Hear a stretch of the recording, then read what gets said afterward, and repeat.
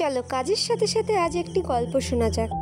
সবাই বলে যে সয় সে রয়, কিন্তু কেউ এটা বলে না যে সয় সে ক্ষয়ও, তার কিছুটা ক্ষতিও তো হয়।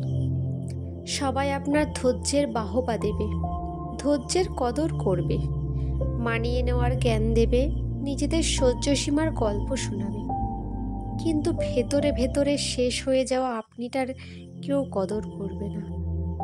সবাই আপনার বদলে যাওয়াটাই দেখবে, বদল হওয়ার কারণটা খুঁজবে না। পুড়ে ছাই হয়ে যাওয়া মনটাকে কেউ জল দিয়ে শান্ত করবে না, বরং সমালোচনা করে আগুনটাকে আরো উস্কে দেবে। কাটা ঘায়ে মলম নয়, আরো নুনের ছিটে দিতে ওস্তাদ। আবার আপনার সহনশীলতা অন্যদের কাছে এমন একটা অভ্যাসে দাঁড়িয়ে যাবে যে একটা দিন অসহ্য হয়ে প্রতিবাদ করলেই ভালো থেকে মুহূর্তে খারাপ হয়ে যাবেন।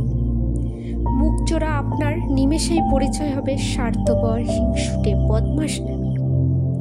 আসলে আপনার মুখ বুজে সইতে সইতে থাকাটাই অন্যদের কাছে সত্যি স্বাভাবিক হয়ে যায়। তখন আপনি গলা ফাটিয়ে আপনার সাথে হওয়া অন্যায়ের কথা চিৎকার করে বললেও তারা শুনবে না। আপনার চোখের নিচে কালি আঙুল দিয়ে দেখিয়ে দিলেও দেখবে না।